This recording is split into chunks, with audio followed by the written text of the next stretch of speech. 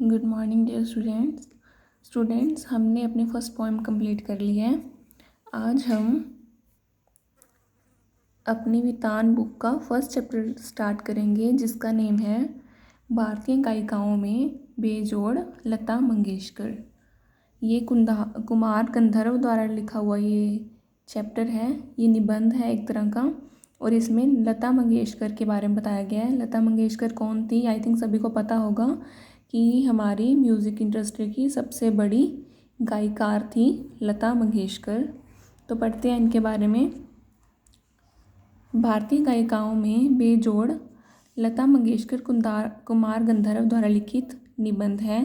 यह पाठ लेखक का लता मंगेशकर के संगीत प्रति लगाव का वर्णन करता है। बहुत समय पहले लेखक ने बीमारी के दिनों में रेडियो पर एक गाना सुना था। उस गाने के अद्वितीय स्वर से लेखक हैरान रह गया था। इसमें क्या बताया गया है? कुमार गंधर्व द्वारा ये चैप्टर, ये निबंध लिखा गया है, और उसमें क्या बताया गया, जब वो बीमार था तब उसने रेडियो पर एक सॉन्ग सुना था, जो कि किसके द्वारा गाया हुआ था? भारतीय गायिकाओं की सबसे फेमस गायकार लता मंगेशकर के द्वारा गाया हुआ था। और ये सुनकर लेखक जो था वो हैरान रह गया था, जब उसे पता चला कि यह गाना सुप्रसिद्ध गायक दीनानाथ मंगेशकर की बेटी लता मंगेशकर ने गाया था। क्या था? जो लता मंगेशकर के पिताजी का नाम था, पापा का नाम था, वो क्या था? दीनानाथ मंगेशकर। दीनानाथ मंगेशकर जो थे वो भी बहुत बड़े गायकार थे।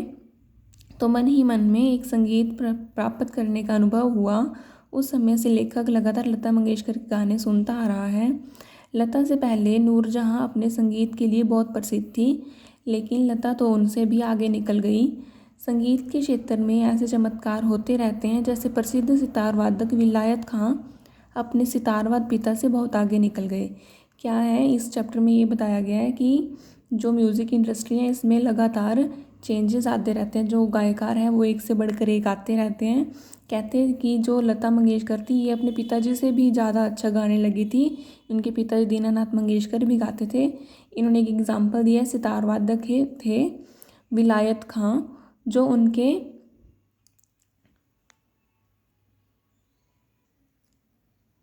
क्या है कि एक सितार वादक थे विलायत खां। वो अपने पिता से, वो भी जो उसके पिता थे वो भी एक सितारवाद थे, मतलब सितार बजाते थे। वो अपने पिता से भी आगे निकल गए थे। संगीत में लता के जोड़ की कोई भी गायिका नहीं है। उनके संगीत के कारण ही लोगों का शास्त्रीय संगीत के प्रति अपना दृष्टिकोण बदला है। लता के संगीत के जादू के कारण ही छोटे से छोटा बच्चा भी गीतों के स्वर को गुनगुनाने लगा है। सामान्य मनुष्य की भी संगीत के प्रति रुचि बढ़ने का कारण ही लता का गान बना है। कहते हैं आजकल लोगों का जो म्यूज़िक में इंटरेस्ट बढ़ रहा था उस टाइम पे, ये अपने टाइम की बात कर रहे हैं, क्या था, छोटे से छोटा बच्चा भी जो था वो लता मंगेशकर के सॉन्ग्स को सुनने लगा था, और उनका इंटरेस्ट जो था लता मंगेशकर के गानों में बढ़ने लग गया था। साधारण श्रोता शास्त्रीय संगीत की अपेक्षा लता के गीतों में अधिक आनंद का अनुभव करता है। शास्त्रीय संगीतों को समझने के लिए ताल, राग और लय की समझ होनी चाहिए। शास्त्रीय संगीत जैसे वो सारेगामा आता है ना, सारेगामापा, वैसे ये जो धुन है इसको शास्त्रीय संगीत बोला गया है। ये बोल रहे हैं इस चैप्टर में कि लता मंगेशकर के जो सॉन्ग हैं वो ज़्यादा सुनने लग गए थे लोग, शास्त्रीय संगीत से भी ज़्यादा। कहते हैं शास्त्रीय संगीत को समझने के लिए क्या करना पड़ता है, ये राग ताल हमें आने चाहिए। आगे देखते हैं क्या है। मनुष्य को तो संगीत की वह मिठास चाहिए जो उसे आनंद प्राप्ति दे।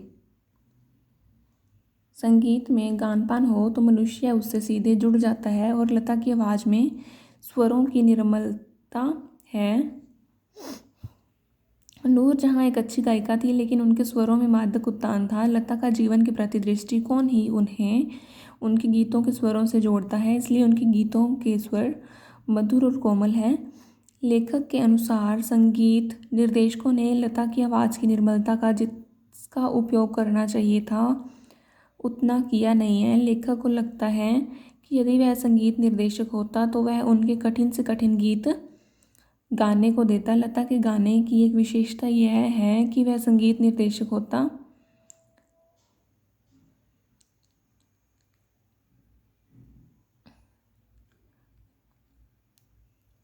क्या है कि वह गीतों को दो शब्दों के अंतर स्वरों का इस प्रकार प्रयोग करती है कि वह एक दूसरे में खो जाते हैं। यह काम बहुत कठिन है, लेकिन लता इस काम को बहुत सहज ढंग से करती है। इस पैसेज में हमें क्या बताया गया है? इसमें हमें ये बताया है कि जो लोग हैं वो राग ताल से ज़्यादा सुनना क्या पसंद करते हैं, जो उनके मन को आनंद दे सकें। और लता मंगेशकर भी ऐसा ही गाती थी, जिसको सुन के हमारे मन में जो एक आनंद पैदा होता था। इसमें बताया गया है कि नूरजहाँ जो थी वो भी अच्छी गायिका थी, लेकिन उससे बेटर क्या थी, लता मंगेशकर थी। लता मंगेशकर की आवाज़ में क्या था, स्वर और मधुर, उसकी जो आवाज़ थी स्वर थी, मधुर थी और कोमल थी। और लेखक ये बोल रहा है, कुमार गंधर्व ये बोलना चाह रहे हैं कि अगर वो संगीत निर्देशक होता, अगर वो डायरेक्टर होते, तो क्या करते, लता मंगेशकर को और भी ज़्यादा टफ सॉन्ग देते, ताकि और भी ज़्यादा लता मंगेशकर उसको अच्छे से प्रस्तुत कर सकती। नेक्स्ट स्टैंजा है। लेखक कहता है कि लता की करुण रस के गीतों पर पकड़ कम है। वह मुग्ध श्रृंगार के गीतों को जितनी उत्कृष्टता के साथ गाती है, उतनी उत्कृष्टता के साथ करुण गीतों को नहीं गा पाती। लेखक को लगता है कि संगीत निर्देशक उनके गति ऊंचे स्वरों की पट्टी में गवाते हैं, यह उनके गायन का दोष है या संगीत निर्देशक का। यह कहना कठिन है। लेखक के अनुसार शास्त्रीय संगीत में लता के स्थान को निर्धारित करना व्यर्थ है, क्योंकि शास्त्रीय संगीत और चित्रपट संगीत में अंतर है। शास्त्रीय संगीत स्थायी भाव का रूप में होता है और चित्रपट संगीत चपलता के गुण को धारण करता है। चित्रपट संगीत गाने वाले को शास्त्रीय संगीत का ज्ञान होना आवश्यक है, वह ज्ञान लता को है। 3 घंटे तक शास्त्रीय संगीत की महफिल में बैठना और साढ़े तीन मिनट के चित्रपट गीत को सुनने, दोनों में एक सा आनंद मिलता है। दोनों प्रकार के संगीत में अंत एक ही होता है, श्रोता को आनंद प्रदान करना। इस पैसेज में स्टैंजा में लेखक क्या कह रहे हैं कि जो लता मंगेशकर थी, वो जो करुण रस के गीत थे, करुण रस के गीत मीन्स जैसे स्लो मोशन वाले गीत हो गए, स्लो मोशन सॉन्ग्स हो गए, इनमें जो लता मंगेशकर की पकड़ थी वो बहुत कम थी, लेकिन वो मुग्ध श्रृंगार के गाती थी, जैसे हाई स्पीड वाले होते हैं ना, उस टाइप के जो वो सॉन्ग गाती थी। और जो उनकी आवाज़ थी वो ऊंचे स्वरों में थी, थोड़ी मतलब ज़ोर से बोलती थी, वो ज़ोर से गाती थी। अब ये लेखक ये कह रहा है कि मुझे नहीं पता कि ये लता मंगेशकर मतलब जो उसकी गायकारी थी वही ऐसी थी, या जो म्यूज़िक इंडस्ट्री वाले हैं वो उससे ऐसे गीत गवाते थे। और इसके बाद क्या बताया गया है, इसमें ये बोला है कि चाहे वो चित्रपट सॉन्ग हो, मीन्स ये 3-3.5 मिनट का कोई सॉन्ग हो, या शास्त्रीय संगीत हो जैसे सारे गामा पा उस टाइप का हो, दोनों का एक ही मोटिव होता है। वो क्या होता है, जो उसको सुनने वाला है उनको आनंद प्रदान करना। इसके बाद है, संगीत के क्षेत्र में लता का स्थान खानदानी गायक के समान है। क्या थे, जो लता मंगेशकर थे उसके जो सारा मतलब फैमिली थी वो भी गाती थी। लता 3 घंटे की महफिल नहीं कर सकती, लेकिन उनके 3 मिनट के गीत को कोई प्रथम श्रेणी का गायक उस ढंग से नहीं गा सकता जैसे लता गा सकती है।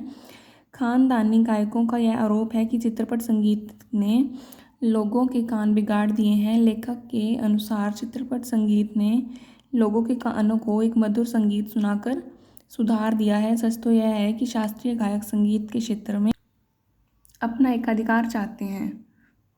उन्हें चित्रपट संगीत से अपनी हुकुम शाही पर खतरा लगता है। बदलते समय के साथ श्रोता को शास्त्र शुद्ध नीरस संगीत में रुचि नहीं है, वह सुरीला और भावपूर्ण संगीत चाहता है।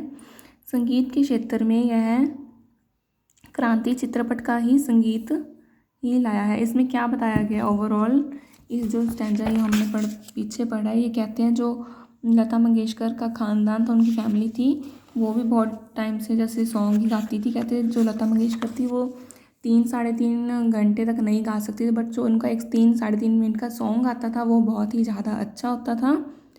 और क्या है, लेखक आज की बात करते हैं कि आज के टाइम में क्या है, शास्त्रीय संगीत को लोग ज़्यादा सुनना पसंद नहीं करते, इन्हीं सॉन्ग्स को लोग सुनना पसंद करते हैं। चित्रपट संगीत में बहुत नया करने की गुंजाइश है। रागदारी, राजस्थानी, पंजाबी, बंगाली, ये कुछ लैंग्वेज के नाम हैं जिनमें गीत गाया जाता है। इसके माध्यम से लोगों को संस्कृति की जानकारी मिलती है। संगीत के क्षेत्र में प्रतिदिन नए प्रयोग हो रहे हैं, मीन्स नए नए सिंगर्स आ रहे हैं, नए नए वो अपने राग ताल लेके आ रहे हैं। आगे क्या है, ऐसे चित्रपट संगीत की लता एक मात्र सामग्री है। इस क्षेत्र में और भी कोई पार्श्व गायक और गायिकाएं हैं, लेकिन लता जैसी लोकप्रियता किसी को नहीं मिली है। संगीत के क्षेत्र में एक राग भी अधिक समय तक टिक नहीं पाता, परंतु लता आधी से अधिक शताब्दी से इस क्षेत्र में अपना स्थान बनाए हुए यह एक चमत्कार है। लता का गाना भारत में ही नहीं विदेशों में पसंद किया जाता है। ऐसे कलाकार शताब्दियों में शायद एक ही होता है। यह हमारा भाग्य है कि हम अब उसे अपनी आंखों से घूमता फिरता देख रहे हैं। क्या बताया गया इसमें इस स्टेज में ये बताया गया, कहते हैं आजकल के जो सिंगर आ रहे हैं वो एक ज़्यादा टाइम तक नहीं चल पाते, मीन्स कि 2-3 साल तक ही उनके सॉन्ग्स आते हैं, उसके बाद वो फ्लॉप हो जाते हैं। लेकिन जो लता मंगेशकर है हमारी इंडस्ट्री में, वो स्टार्टिंग से अपना रोल है वो अदा कर रही है और आज तक वो उनको पसंद किया जा रहा है। इवन इंडिया में नहीं, फॉरेन कंट्रीज़ में भी लता मंगेशकर का एक अहम स्थान है। ये चैप्टर कंप्लीट हो गया स्टूडेंट्स, आप इसको रीड करना। Thank you and have a nice day.